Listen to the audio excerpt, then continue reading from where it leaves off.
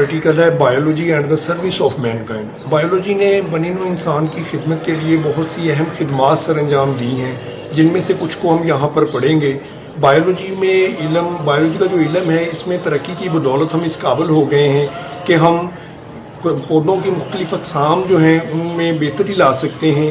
मुख्तलिफ प्लांट्स जो हैं उनमें फ़ॉरेन जीन्स दाखिल करके उनको इंसेक्ट के और पेस्ट के ख़िलाफ़ उनको रेजिस्टेंस दी जा सकती है। इसके अलावा प्लांट्स की ज़्यादा जो अच्छी वैराइटीज़ हैं उनको ग्रो करवाया जाता है। तो आज के आर्टिकल में हम मुख्तलिफ चीज़ों को पढ़ेंगे, जिसमें ड्रग ट्रीटमेंट और जीन थेरापी है, प्रिवेंटिव मेजर्स हैं, और इसके अलावा हम ये पढ़ेंगे कि प्लांट्स की वैराइटीज़ जो हैं उनको किस तरह से इंक्रीज़ किया गया है। सबसे पहले बायोलॉजी ने जो सर्विस दी है वो फूड प्रोडक्शन में है। तो साइंटिस्ट इस काबिल हो गए हैं कि वो बायोलॉजी के ज़रिए से फूड प्रोडक्शन जो है उसको बेहतर कर सकते हैं। हमने प्लांट्स की बहुत सारी वैराइटीज़ जो हैं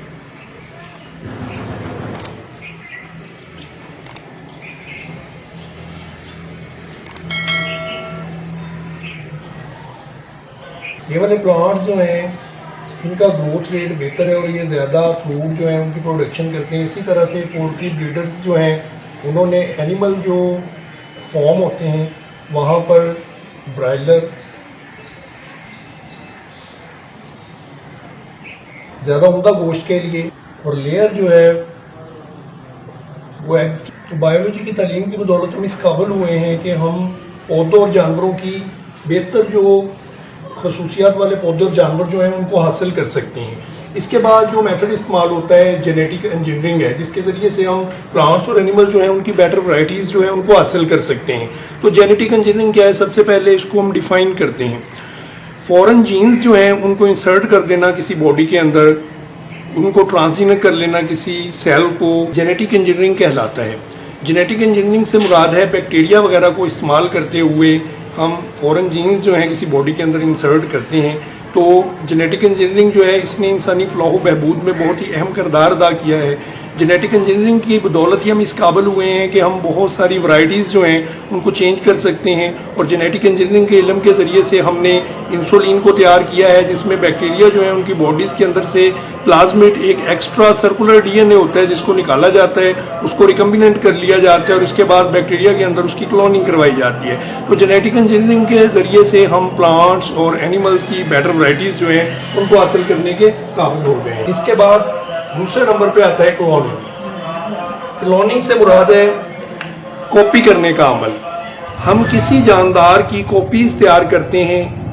ये बायोटेक्नोलॉजी का एक प्रोडक्ट है। बायोटेक्नोलॉजी के ज़रिए से हम इस काबिल हुए हैं कि हम एनिमल्स और प्लांट्स जो हैं उनकी क्लोनिंग कर सकते हैं। क्लोनिंग का अमल जो होता है, क्या होता है, इसमें एक क्लोन जो होता है वो तैयार किया जाता है। तो आप इस तरह से कह सकते हैं कि एसेक्सुअल रिप्रोडक्शन की एक किस्म है ये, जिसमें एक एग या एक सेल जो होता है उसको क्लोन किया जा सकता है और पूरे होल ऑर्गेनिज्म को भी क्लोन किया जा सकता है। तो the procedure of producing the identical copies of a cell or individual is called cloning। इस मेथड के जरिए से हम प्लांट्स के अंदर टिश्यू कल्चर की टेक्निक इस्तेमाल होती है। तो एनिमल्स जो है उनकी डिफरेंट वैरायटीज जो है क्लोनिंग के जरिए से हासिल की जा सकती हैं। आर प्रोड्यूस, ये वो मेथड है जिसमें एनिमल जो है उनको पैदा किया जा सकता है, खसूसियात वाले एनिमल जो है उनको हासिल किया जा सकता है। मिसाल के तौर पे ऐसे जानवर जो ज़्यादा दूध देने वाले हैं, ऐसे जानवर जो ज़्यादा गोश्त वाले हैं, उनको तैयार किया जा सकता है। या उम्दा किस्म के जानवर जो घोड़ों में इसकी मिसाल हम ले सकते हैं कि आला नस्ल के घोड़े जो दौड़ने के लिए इस्तेमाल होते हैं, उनके हम क्लोन तैयार कर सकते हैं। इन क्लोन के ज़रिए से हम अच्छी वैराइटीज़ जो हैं उनको बड़े पैमाने पे, वसी पैमाने पर तैयार कर सकते हैं। इसके बाद प्लांट्स के अंदर अगर देखा जाए तो जो मेथड इस्तेमाल होता है उसको टिश्यू कल्चर कहा जाता है। टिश्यू कल्चर यूज डिफरेंट होती हैं। ज़्यादा अच्छी किस्म के प्लांट्स आप कह सकते हैं कि इनमें इंसेक्ट रेजिस्टेंस होती है, पेस्ट के खिलाफ इनमें मुदाफियत होती है और ये बेटर ग्रो करते हैं, इनका फल बेहतर होता है। ऐसे प्लांट्स जो हैं वो टिश्यू कल्चर के जरिए से तैयार करवाए जा सकते हैं। इसके बाद है controlling the pathogens and paste और पैथोजेंस वगैरह को कंट्रोल करना। किस तरीके से आप कंट्रोल कर सकते हैं, इसके लिए मुख्तलिफ मेथड इस्तेमाल किए जाते हैं। पहले नंबर पे केमिकल मेथड है।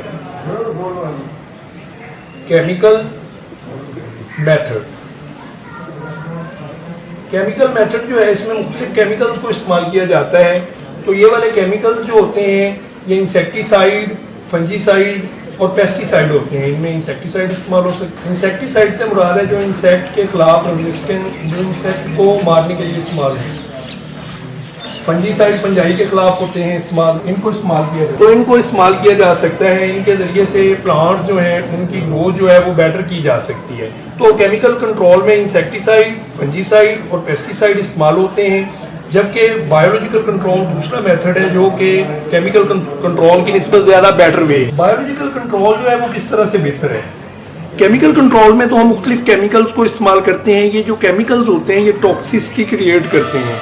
ये टॉक्सिसिटी जो होती है ये नुकसानदेह है। ये मुख्तलिफ टॉक्सिक सब्सटेंसेस जो हैं इसके अंदर पाई जाती हैं, वो हमारी बॉडी के लिए नुकसानदेह होती हैं, तो प्लांट्स के लिए भी ये माहौल को भी ख़राब करती हैं। तो इसी तरह से बायोलॉजिकल कंट्रोल इससे बेटर है, क्योंकि इसमें हम सर्टन बैक्टीरिया और कुछ वेस्ट वगैरह जो होते हैं उनको इस्तेमाल करते हैं। यानी लिविंग ऑर्गेनिजम्स को ही पैथोजेंस को मारने के लिए इस्तेमाल करना बायोलॉजिकल कंट्रोल कहलाता है। पेस्ट को कंट्रोल करने के लिए लिविंग ऑर्गेनिज्म को इस्तेमाल किया जा सकता है, जैसा कि बैक्टीरिया को,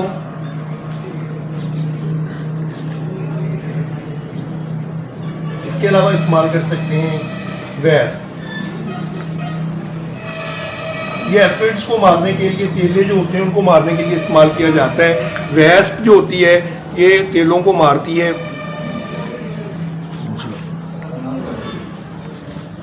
तो इसके लिए इस्तेमाल किया जा सकता है।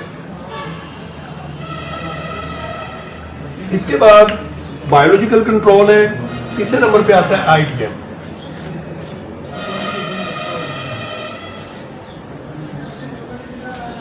Integrated disease management. वो तमाम एप्रोप्रिएट मेथड, वो तमाम तरीकाकार जिनसे आप मुख्तलिफ ऑर्गेनिज्म जो होते हैं उनको मारने के लिए इस्तेमाल करते हैं, पेस्ट वगैरह को या नुकसानदेह जो चीज़ें होती हैं प्लांट्स के अंदर उनको मारने के लिए इस्तेमाल करते हैं, वो तमाम तरीकाकार वो कोई भी हो सकता है, उसको मजमूई तौर पर आईडीएम कहा जाता है। यानी आईडीएम से मुराद है कि वो तमाम मेथड्स जिनके ज़रिए से आप कंट्रोल कर सकें मुख्तलिफ ऑर्गेनिजम्स को जो प्लांट्स के लिए नुकसानदेह हो। इसके बाद अगला जो हमारा इसमें है डिजीज़ कंट्रोल। डिजीज कंट्रोल से मुराद है बीमारी जो है उसको खत्म करने में भी बायोलॉजी ने बहुत अहम किरदार अदा किया है। इस तरह से किया है, इसमें पहले नंबर पे है प्रिवेंटिव मेजर्स, यानी बीमारी को होने ही ना देना। इसमें एड्स और हेपेटाइटिस वगैरह काबिल जिक्र है। AIDS, hepatitis, AIDS immunodeficiency syndrome को कहा जाता है। ये वाली बीमारी जो है इसका कोई ख़ास इलाज नहीं है, इसलिए इसके लिए हिफाजती तदाबीर जो है उनको अपनाना ज़रूरी होता है। तो हिफाजती तदाबीर अपनाने से हम बीमारी से महफूज रह सकते हैं। तो ये बीमारी किस तरह से लगती है? ये free sexual contacts using the surgical instruments, किसी एड्स वाले मरीज के जो इंस्ट्रूमेंट्स हैं उनको सेहतमंद बंदे पर अप्लाई कर दिया जाए, वो भी एड्स में मुब्तला हो जाएगा। इसी तरह से कंटेमिनेटेड सिरिंजेस वगैरह जो हैं वो इस बीमारी में फैलाने की वजह बनती हैं। तो प्रिवेंटिव मेजर्स में है, अगर आप सर्जिकल साफ इस्तेमाल करें, इस्तेमालशुदा सिरिंजें जो हैं उनको इस्तेमाल ना करें, तो इस तरीकाकार के ज़रिए से आप इन बीमारियों से बच सकते हैं। तो ये प्रिवेंटिव मेजर्स में आएगा, हिफाजती तदाबीर। इसके बाद है वैक्सीनेशन और इम्यूनाइजेशन। वैक्सीनेशन, वैक्सीन का लफ्ज लेटिन वैका लफ्ज जो है उससे ये डिराइव किया गया। इसका मतलब होता है काउ।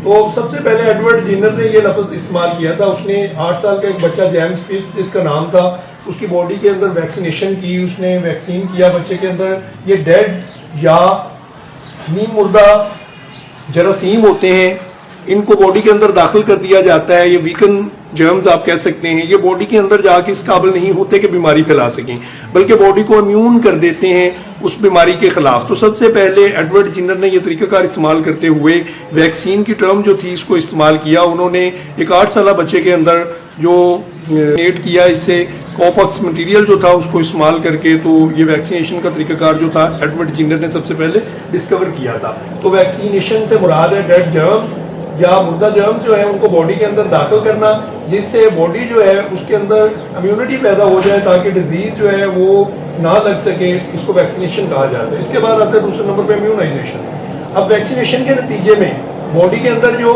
एंटीबॉडीज होते हैं उनको बूस्ट कर दिया जाता है।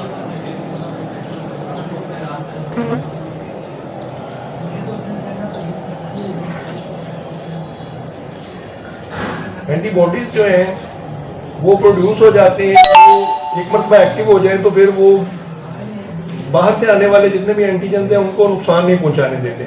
इस तरह से एंटीबॉडीज की प्रोडक्शन जो है इसको नाम दिया जाता है इम्यूनाइजेशन। वैक्सीन के जरिए असर बॉडी के अंदर जो इम्यूनिटी प्रोड्यूस हो जाती है, इम्यूनिटी प्रोडक्शन, इम्यूनाइजेशन इसको कहा जाता है। इसके बाद दूसरे नंबर पे है ड्रग ट्रीटमेंट और जीन थेरेपी। तीसरे नंबर पे ड्रग ट्रीटमेंट और जीन थेरेपी में क्या है, अगर बीमारी हो जाए तो फिर उसके इलाज के लिए ड्रग्स जो है उनको इस्तेमाल किया जाता है। इस तरह से एंटीबायोटिक्स है। एंटीबायोटिक को पहले डिफाइन करेंगे क्या चीज है। जिंदा जानदार या फफूंदी से पैदाशुदा, फंजाई से पैदा करता है ऐसे कीमई मुरक्कबात जो जर्म्स की ग्रोथ को रोक दें, एंटीबायोटिक्स कहलाते हैं। ये बैक्टीरियोसाइडल भी हो सकते हैं, बैक्टीरियोस्टैटिक्स भी हो सकते हैं। इनकी मुख्तलिफ कैटेगरीज हैं जिसमें इसको डिवाइड किया गया है, जिसमें ये साइक्लोस्पोरन और लिवोफ्लॉक्सासिन, सिप्रोफ्लॉक्सासिन मुख्तलिफ एंटीबायोटिक्स हैं जिनको इस्तेमाल किया जाता है मुख्तलिफ डिजीजेस के लिए। इसके बाद drug treatment and gene therapy. Gene therapy जो है इसको भी किया जाता है। इसमें कैंसर के खिलाफ कीमोथेरेपी होती है।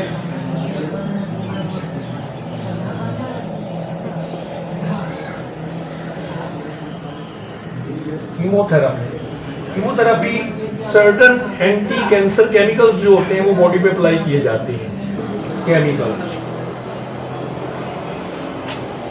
ये एंटी कैंसर केमिकल्स जो होते हैं ये कुछ नॉर्मल सेल्स को भी डिस्ट्रॉय कर देते हैं, इसलिए ये इतना बेटर मेथड नहीं है। इसकी निस्बत एक और मेथड जिसको रेडियोथेरेपी कहा जाता है ज्यादा बेटर है।